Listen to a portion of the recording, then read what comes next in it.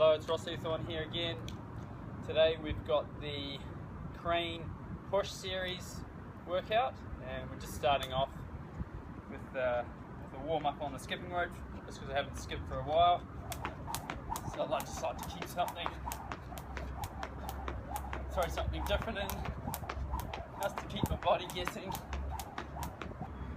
The crane represents the push, mostly because all birds have to use their big pec muscles to fly, and the crane often spends a lot of time on one leg getting the fish out of the water, so we have some leg work as well. Now, so the yoga asana for the crane is the warrior one. We have hips square. I like to have the heel on the ground at the back, so we get the gastrocnemius involved, and then the arms come up. As the arms come up, it starts to work this front line in the hip, especially in the hip flexor, which is, again, it's not a very tight muscle for me, but it's a tight muscle. So then the arms come up, put your hands together, lift it up, and then extend from about the bottom of your shoulder blades to your thoracic spine. Some people will overarch in their low back, but you know, that's not a good thing. So that's our diagnostic stretch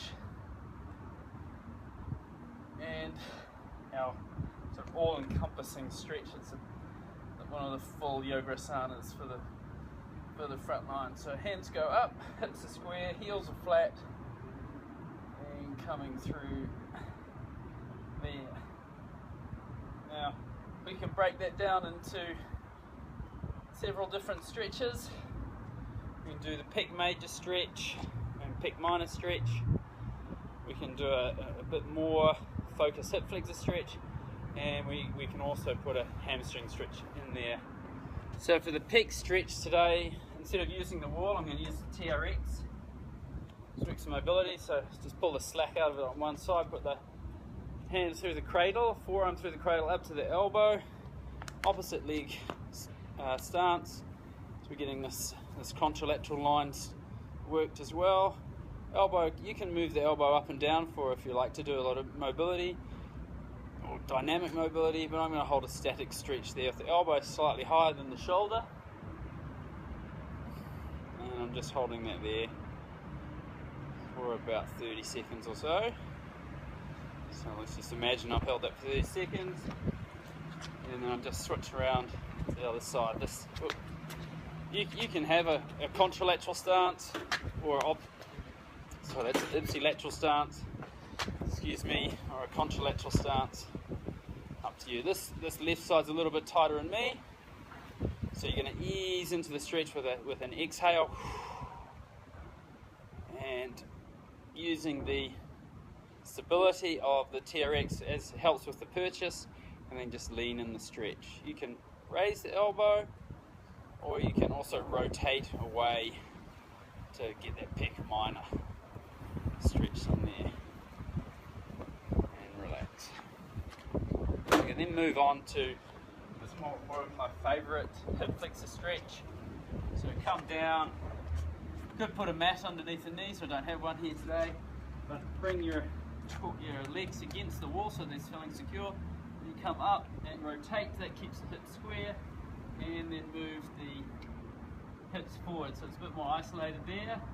I definitely recommend you put a pad for your knee.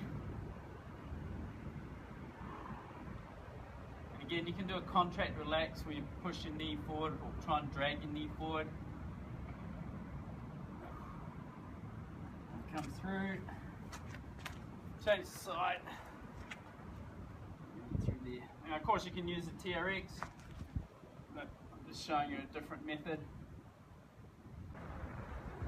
Now, in addition to the hip flexor and the pec stretch, you can do a hamstring stretch, which we did the other day, so I don't want to film that again. And you can also do a back extension stretch where you roll up a towel and put that into your back to increase that thoracic mobility.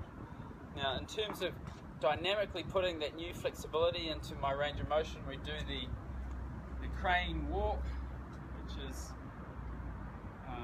simply just a single leg hip hinge, but your hand goes down, get a bit of support, leg comes up. So we've got the hip flexor on one side, hamstring on the other, getting mobility, coming up to vertical, a little bit of thoracic extension coming down and up. So opening it up, kind of whoop, a little like a bird, coming down. All your gymnasts would recognise that from just basic warm-ups.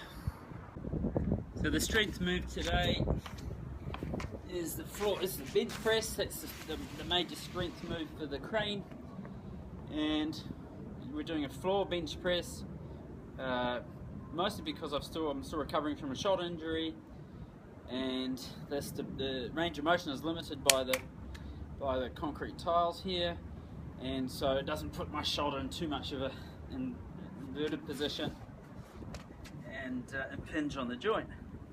Tricky is to get it into position. So knees are bent. Probably take my arms a bit wider, but pushing up and then coming down. Lats squeeze and down.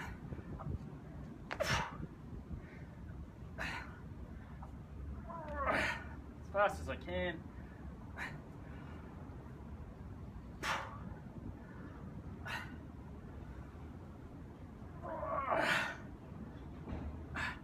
And come down. And I'll probably do about 4 sets of that. Metcon today I'm calling jerk and jab, and what we have there is handstand walks, aiming for 10 steps of handstand walks, and then we go to the 50 kilo bar and we're going to do 3 jerks on one side, and then this next round we'll do the other side to even it up. After the jerks, then we're going to do rip jab, which is the ipsilateral jab. We're going to put a step in that just to get that basic weight shift for the jab punch, and then the hands come with the elbows coming over the top for the boxing jab, which I've started boxing at DEF, so that's quite fun. So it's my 3-month project. And after that we'll do a single leg hip hinge, which is the crane, and with the 50 kilos. So let's show one set of that now.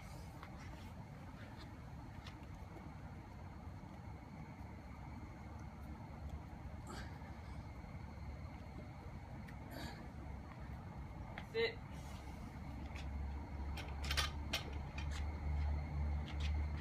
Bar. So let's jerk that up.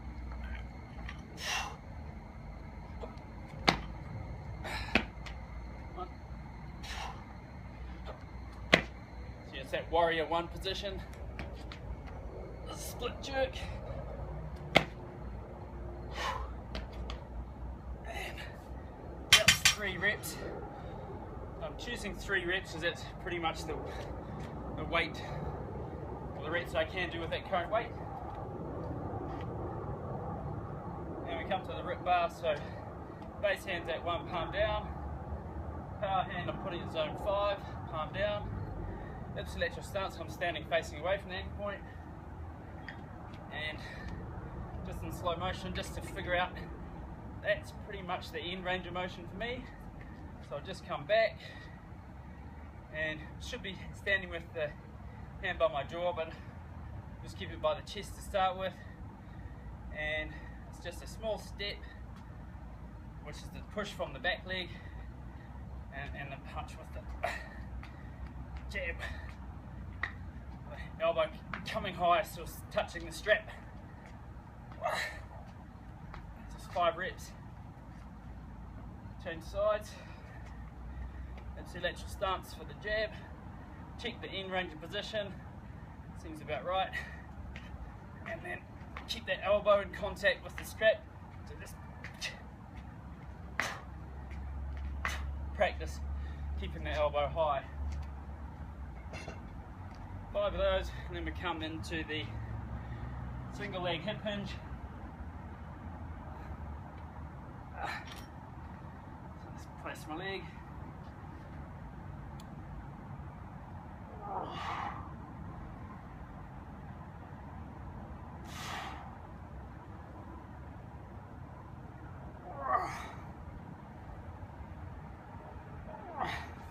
strong on that leg.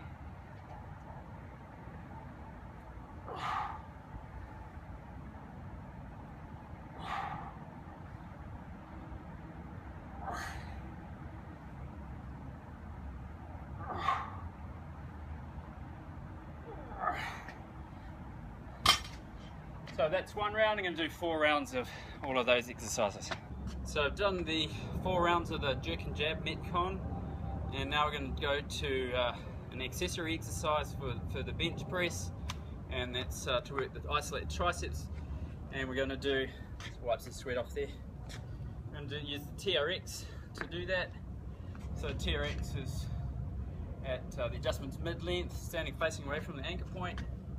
Starting position, the wrists are at shoulder height, and I want to put a bit of a lean on. The more I get a lean on, the more I've got to use my core or my abdominals to keep a nice straight spine. And then we're just moving, just bringing our hands towards, or our head towards our hands. So hands stay still, head moves down, elbows are tucked in so they're parallel with the body, and it's just down. Pressing. So I'm going to do that for 4 sets and for as many reps as I can each time.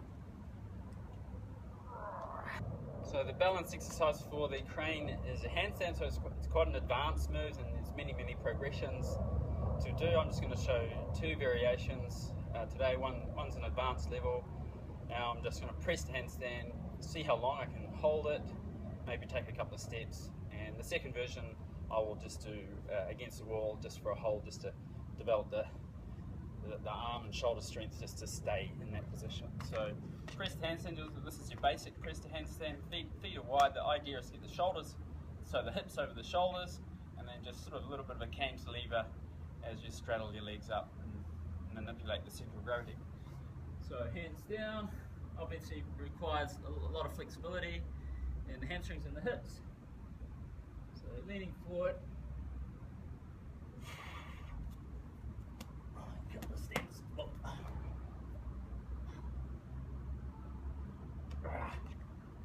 Okay, so got a bit of work to do. The second variation for handstands, again this is an advanced version. You have to have confidence to be upside down, you have to have decent shoulder strength, and this is one of the exercises, just see how long you can hold. So a minute is a long time.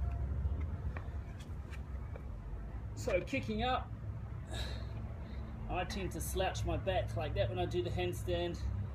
I've always been taught that, so I'm just trying to tidy up my form, tucking my posterior tilt through there, and then squeezing my legs together as well, keeping body tension, tightening my abs. So there's an upside down plank. And then I'm going to have a look out into top form. Already I'm shaking through my shoulders, actively pushing my shoulders away from the floor. I could sink in through there. Oops. When I sunk in, my torso relaxed, and then push up. You can even do these shoulder strokes just to tie yourself out a bit more quickly. Just trying to keep that good alignment. So I'm looking at the camera to see my alignment, which you can't do when you don't have a camera, and that'll about do me today. The posture exercise today is aimed to, it's called the prone cobra. It's aimed to work the thoracic extensor muscles.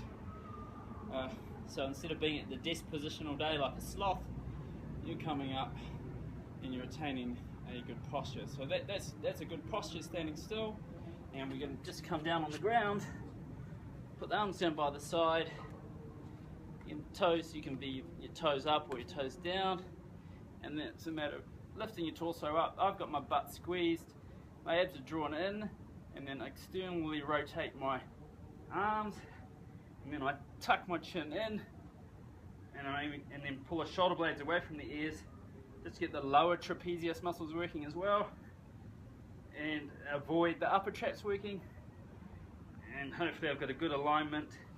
My ears, shoulders, hips, and knees and ankles are in a good alignment, or even beyond straight. So aiming to hold this for about 2 minutes.